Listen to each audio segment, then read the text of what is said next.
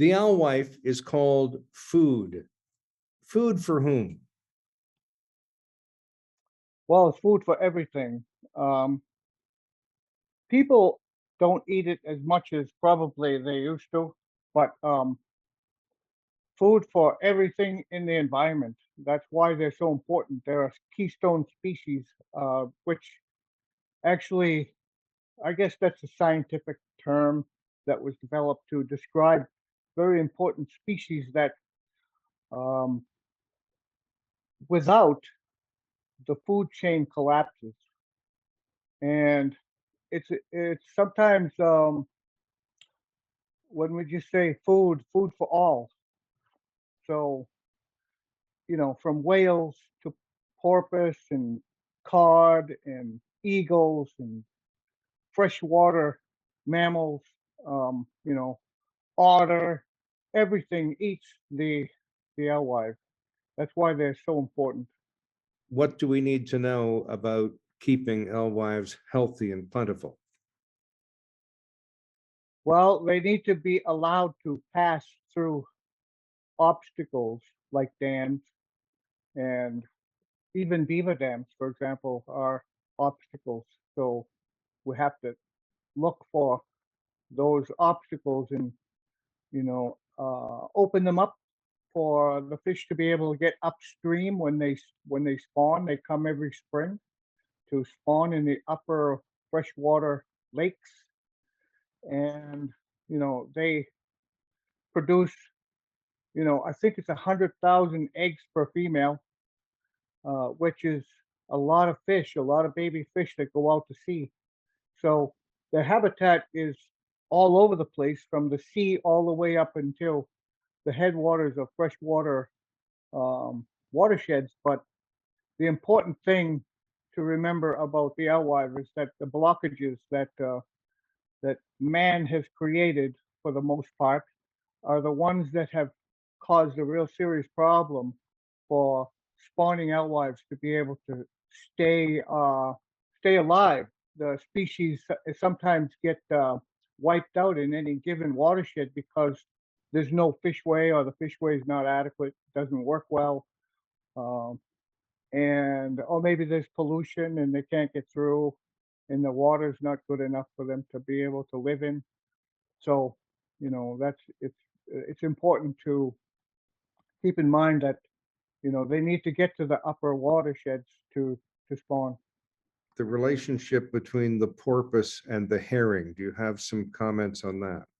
And the porpoise have basically um, they feed off of herring. They also feed off of mackerel and alewives. These are all good forage fish for the porpoise and the whales, but you will see Atlantic herring, which is a cousin to the alewife, and the porpoise. They basically round them up. If you have schools of herring swimming through the bay, um, the porpoise will they'll work together to round up the fish that are in schools, and they'll put them in a ball, a very tight ball, and the fish just swim around and around and around, and then the porpoise just basically use that as an opportunity to feed off of that ball until they're full, and then they move on. But you see that often in the Passamaquoddy Bay area, not as often as I'd like to. I'm told that in the past it used to happen quite, regularly, but it's. I think the porpoise are having a harder time these days to find enough fish to eat. It's not as plentiful as they used to be. Tell me a bit about the signing ceremony. So my role at that time, I was working for the environmental department, and I wanted to make sure I documented the signing ceremony. And I was I had a video camera with me, so I kept the tape rolling, and I worked with the people you see in the video, um, all the river keepers and the tribal leaders, to get that not just documented, but to get the ceremony to happen, basically, and to prepare tribal leaders for that event. And so the four federal agencies, the BIA, Bureau of Indian Affairs, the EPA, Environmental Protection Agency, the U.S. Fish and Wildlife, and NOAA, which is I don't know what that acronym stands for, but it's for salt water. Anyways, the those four federal agencies, they joined together with the tribe to sign that statement of cooperation back in 2013 to make a commitment. It's a uh, it's just a commitment. It's not an enforceable legal document that you know is something that we can really you know hold people to. Like it's just a commitment to work together to restore the sea run fish, and it's a acknowledgement of the importance of the Skutik River or the St. Croix. It's also an acknowledgement of the importance of the connection of the Passamaquoddy to this river as the homeland river that's basically in the center of the Passamaquoddy ancestral homeland. So it's a really important river, and so to for the federal agencies as the trustees to the tribe in the United States, they uh, made a commitment to work with the tribe to help tribe with its important work to restore the sea run fish and to restore the cultural connections of the Passamaquoddy people to the river. Tell me a bit about your personal history and involvement in the ecology, please. I worked for the Passamaquoddy uh, for many years, and I landed a job in the environmental department in 2003 and began to work uh, to help the tribe with the work associated with restoration of the watersheds, not just the Skutik River, but also some of the other local rivers that are within the tribe's ancestral homeland. Been working to bring attention to some of the problems, especially around sea run fish.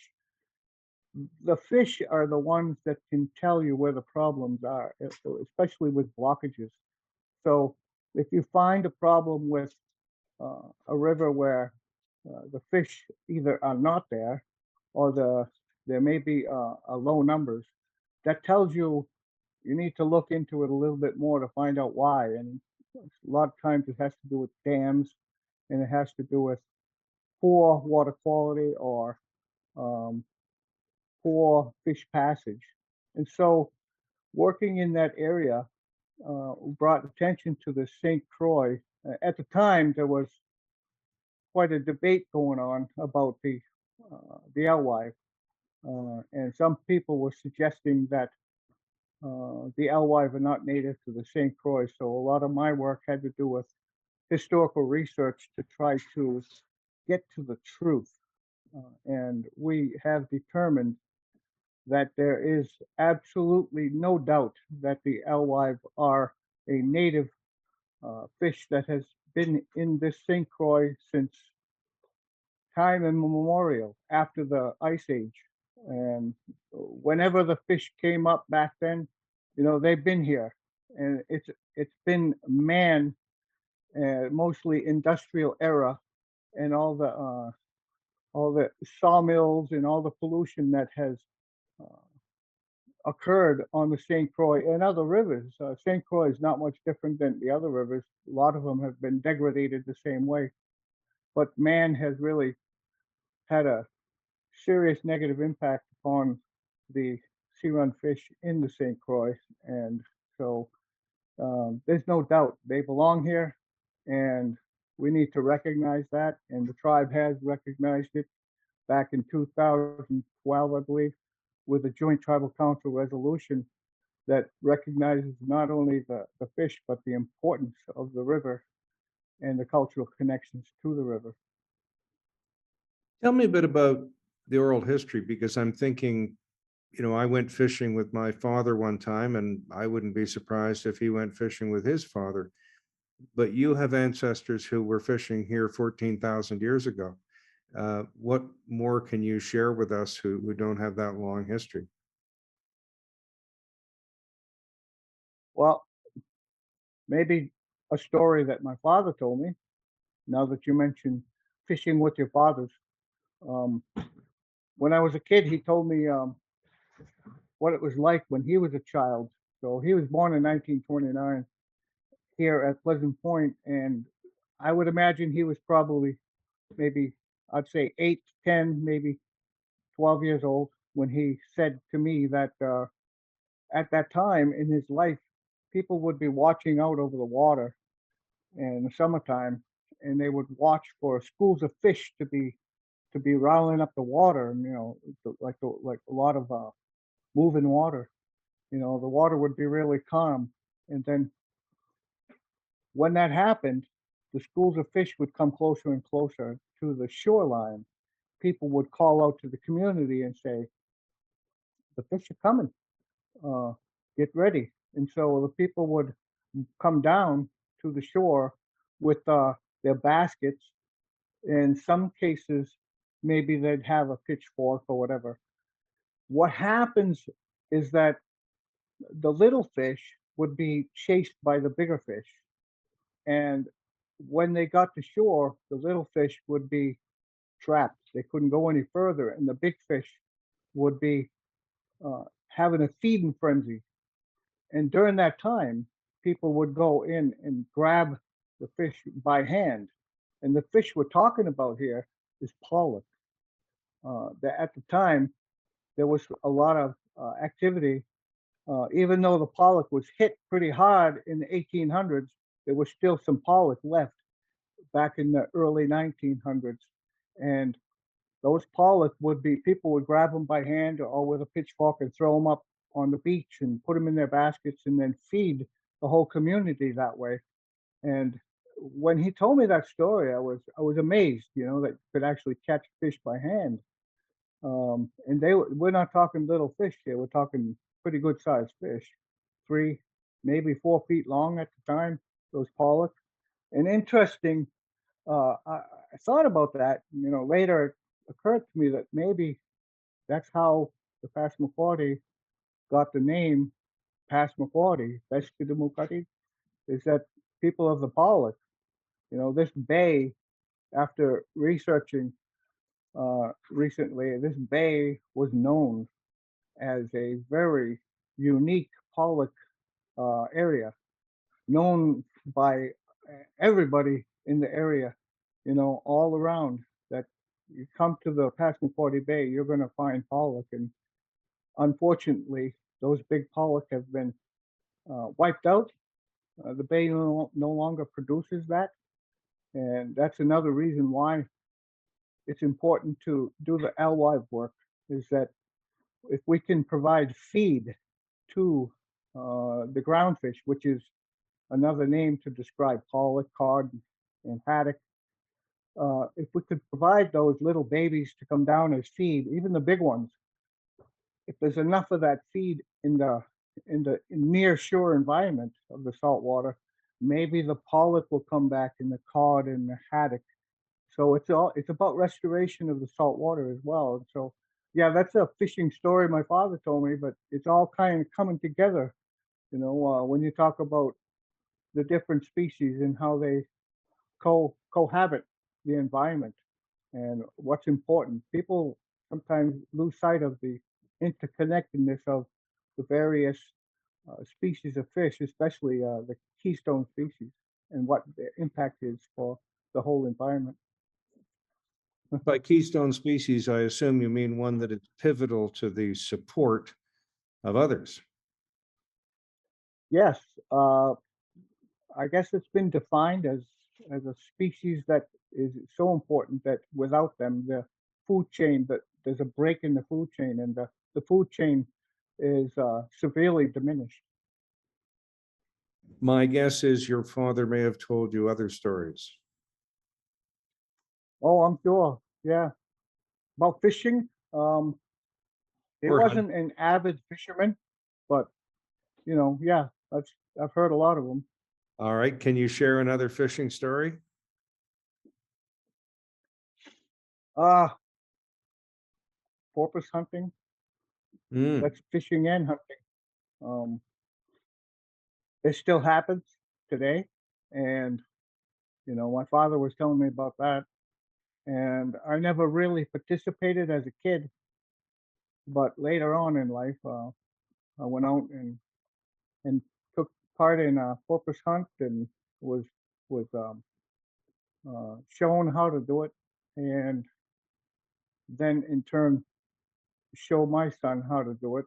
And I don't porpoise hunt anymore, and that's mostly because of the way I see things these days. But um, the porpoise, you take a risk in eating it these days because of mercury contamination. So um, I discourage the eating of porpoise because of that. How do you hunt a porpoise? Well, there's a lot of literature on how to do that, but go out in a boat or a canoe, and you could use either a spear or a shotgun and take them that way. And what about growing food? Growing food in the indigenous culture is a different matter um, than in other cultures. And it's kind of fun to read history where the Europeans were teaching indigenous people how to farm, and they'd been farming for 14,000 years very successfully. Are there any stories about growing food that you can tell me? Well, I'll give you one just small story about how it ties into the alewife, and that is, having gardens. Um, Passamaquoddy have been growing food for a long time, and you know, as a kid, I heard about how the settlers were taught how to properly grow food by using fish as fertilizer. And then when I came here, I I was told alewives good for that. So I've been doing it with my garden. Um, I don't. Well, I do use fertilizer, but not as much. I tried to get alewives for fertilizer, and the strawberries are pretty big, so it works. I can tell you that from experience. Do you use the whole fish for fertilizer, or do you eat some of the fish and use the heads and tails for fertilizer, or what? You could do either way. Um, I use the whole fish. Now, we have discussed very briefly a list of beautiful pictures of artifacts that show tremendous skill, division of labor, the ability to spend a lot of time on something, to dye the wood or to carve the wood. This says a lot about the sophistication of the culture. I just want to ask you an open-ended question, even though you only looked at those pictures very briefly. Any overall thoughts before I ask you some specific questions? About those pictures, Yes, and about the craft and about the art and about the society that produced them and the division of labor. well, that's a open, wide question. Um, yeah, people were most likely rich in time and able to make crafts, make make products. I don't know if they'd call them crafts back in the day because they were all utilities, uh, things that are very useful in like baskets and canoes and stuff. And so um, people had a lot of time to work on things and to enhance their abilities. And so, yeah, I appreciate the craftsmanship that some people had. When you look at it, when you go to a museum, for example, and you see some of these artifacts, especially things like canoes and basketry, the detail and the storytelling that went on in some of these crafts is just unbelievable. Especially like with the stories that were etched by Toma Joseph on the birch bark. Those are um, legends and very, very detailed uh, etchings that went on in his work. And it's very, very good to see that kind of work. And the quill baskets, oh my God, the, the designs that people make with quill basketry is, I admire it. I also Yeah. understand that baskets, um, as you said, they have a utility. And you questioned, are these artifacts? Are they crafts? What are they? Well, they had a utility because a hat keeps the sun and rain off you. It's also can be good looking. A basket, you can collect nuts and berries and fish in it, but it can also be good looking. And as you said, some of the carvings also tell a great story, multiple uses. And in creation stories, I understand life can either grow out of a basket or fall into a basket. So talk to me about the complexity of baskets.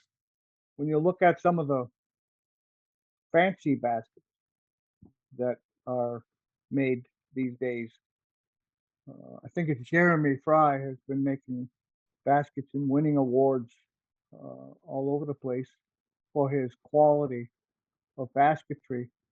Um, I'm amazed at the quality that he produces and the detail and the colors and the designs, patterns.